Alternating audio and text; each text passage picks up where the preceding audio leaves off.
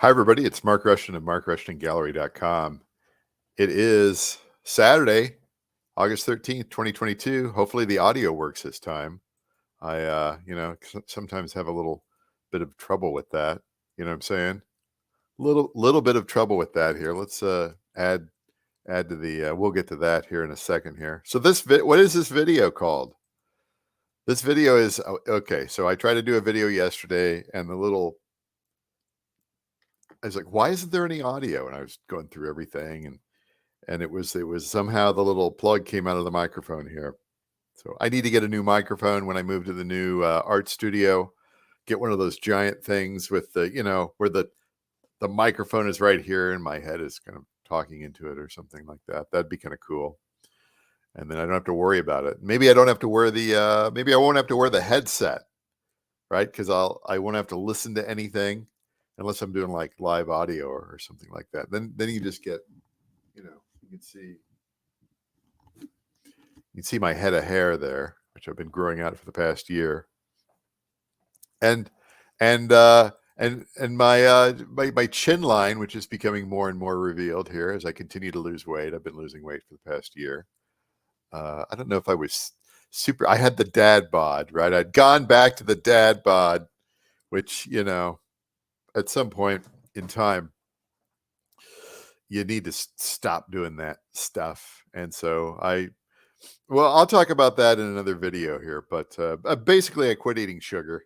I quit eating sugar. I quit eating most refined grains and eat within a very short period of time every day. I just have lunch and dinner, and I've been doing and not a little bit of walking here the last 4 to 6 weeks, but really not much, no exercise. And I've shrunken down to almost pretty much normal weight. I have a little ways to go to kind of where I want to go. How much weight have you lost? I don't have a scale. I'm going this entirely on clothes sizes. It's a no scale. Don't be a slave to the scale. It's not a good thing. It's not a good look. Oh my gosh, I was up 2 pounds from yesterday. What did I do? You're probably stressed and had a little water, something like that. So anyway, who am I? I'm Mark Rushton. I'm a professional recording artist and a fine artist who has managed to hang on to creativity. I've released music and sounds since the early 2000s under many different names, including my own. I largely create ambient, beat-driven electronica, avant-garde music and soundscapes, as well as field recordings and sound effects. I'm also a fine artist and painter, making original paintings for the last 30-some years, limited edition prints, and functional merchandise. And you can sign up for my mailing list there at markrushtongallery.com, where things are a little on the lean side these days because I've packed up my studio space here. I'm moving to a new studio space in about a week and a half. So that's kind of where I am there.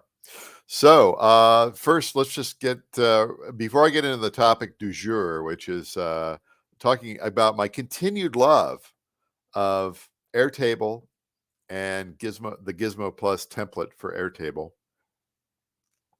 Give me just a second here. The pollen count is very high today. And I have to pull something up here on the other side. Let me find also, I have to find the Airtable. This is being done on the second screen. I have something here that I want to eventually pull over. There we go. Okay. So I'm part of a group organization, a bunch of artists out there, and we're all it's kind of a mutual appreciation society. I don't really care about anybody else's work, but I do care about the way that they are, doing promotion, marketing, and things like that. That's probably the most important thing than anything else. And I've just, they didn't teach you this in art school, right? And then when you try to get most artists, when you try to talk to them about marketing or promotion or something like that, you get the same old stuff that really doesn't work. And so I'm with an organization now where I'm doing the things, I'm getting traction. That's great. And one of the things that I have been doing, Obviously is live videos via StreamYard, and they're broadcast on YouTube and Twitch and Facebook. And then the recordings of these are out there as well. And then they're also on some other translator channels, which are things like BitChute and Rumble and what's the other thing? Odyssey. I don't even use them, but they're out there, and people get views, and they follow me, and that's cool, right? Gonna be everywhere. So on the Discord, on the forums, was somebody who had just started aiming their webcam at their easel. And look at this, 2.5 hour video, an hour and 45-minute video. Like the first one got 2 views, the second one got 21 views. And they just, earlier when I followed them, I was the second follower, right? And they only had 1 follow, right? But they have people showing up, checking out the live painting there of the portrait of Abraham Lincoln as a young man. And this is exactly what I want to do once I get into the new studio space. This is exactly what I want to do, is have a camera, have good lighting in there, and just aim that at typically I work at a table. Like for larger pieces, I'll be working at an easel. I'm going to have a different camera setup in there. I'm going to have a different microphone set up, and then just turn it on, right? And maybe I'm not necessarily talking most of the time. I certainly don't want to be like, live sports events these days where the people, where the color commentators and the announcers are just have to talk constantly. This sort of a video that makes sense, but like a live video like that, I can kind of relax and indistinctly chatter and talk and things like that. Maybe have some of my music playing in the background so I get a copyright strike on myself. That'd be funny. But really, just live people showing up, seeing what you're doing, right? That's the great thing about Twitch. A lot of random people in there. I see I got people from Twitch on here now. That's great. And then just same with YouTube, same with Facebook, and try to make something of it. I don't know if I could do it for 2.5 hours, but half an hour, work on different things, talk about what I'm doing, always bring up the web, the gallery, and talk about what I do, because that's kind of the most important thing, and that's the thing that I've been missing here in recent years. I was in the gallery, and then the thing happened, and then I withdrew from the gallery, and then I realized I was about ready to give up, and I thought, this art isn't going to sell itself. So if I want to continue to make artworks, make paintings, make prints, make functional merchandise based on the artwork, have a catalog of artworks, then I need to figure out how to do this. And that's what the marketing department has been beating into me. So just kind of wanted to point this out here. Like, this person's got the start as far as like the live painting. And I do have a bunch of these from a few years ago out on things like BitChute that have hundreds of views, and that's a start. And why didn't I continue on with that? Well, I didn't know, right? I just didn't know. Additionally, got my Instagram out there. I'm up to 224 followers. I keep making reels. I keep showing off the art. Occasionally I show my face. Occasionally I show the Ukrainian gal from Odessa from last summer, who with the blonde with the white horse.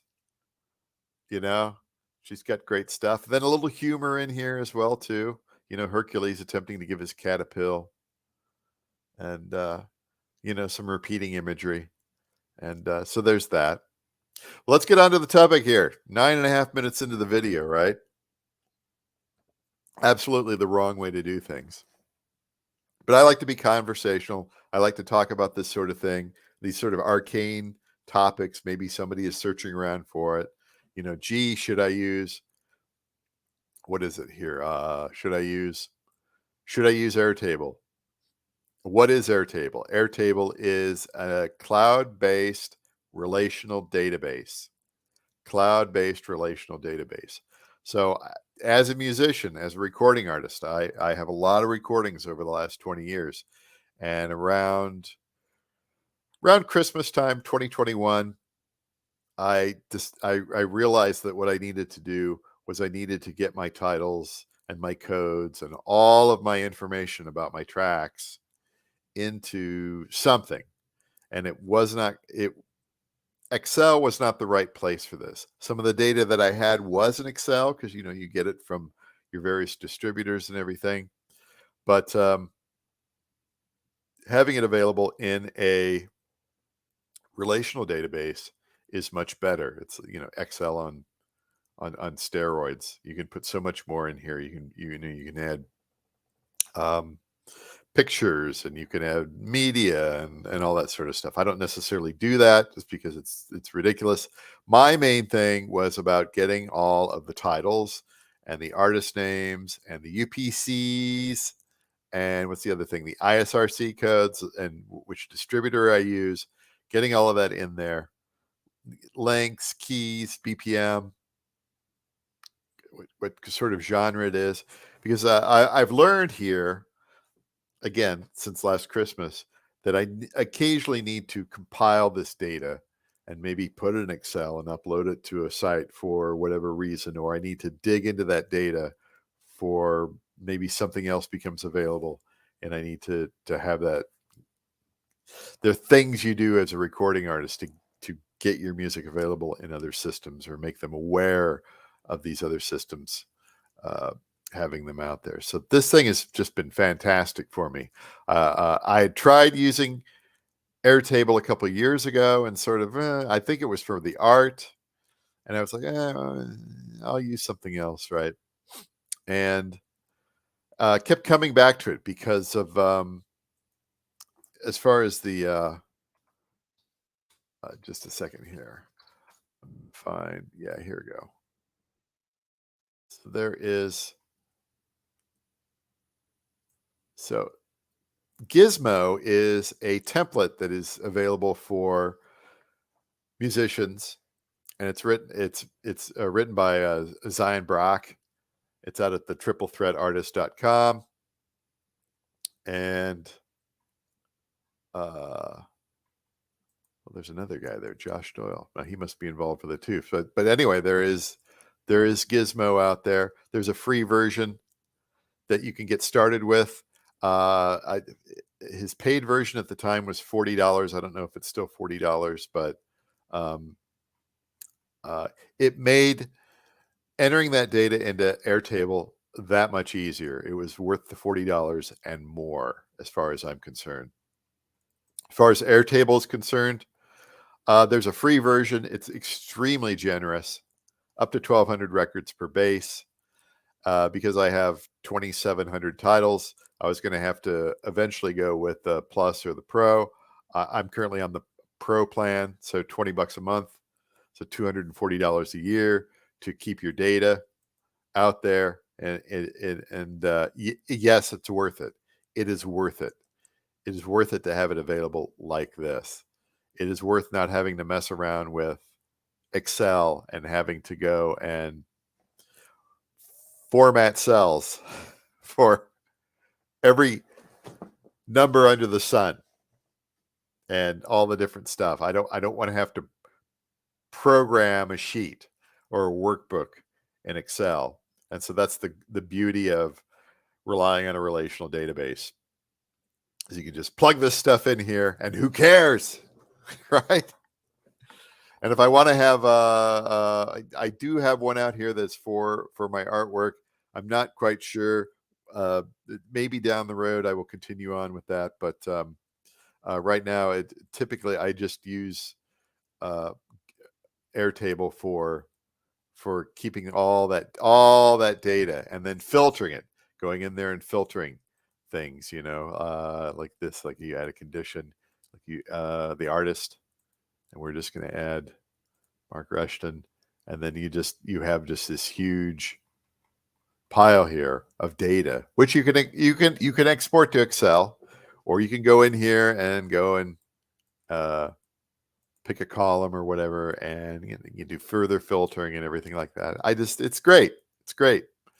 and definitely worth it to me. I've had a lot of issues with some other things on the music side here the last month or two, last few months actually, and so I've kind of talked about those, my issues with Song Trust, my issues with some of the distributors, but so actually I kind of wanted to turn around and just talk about something that's really working for me as a recording artist, keeps me organized.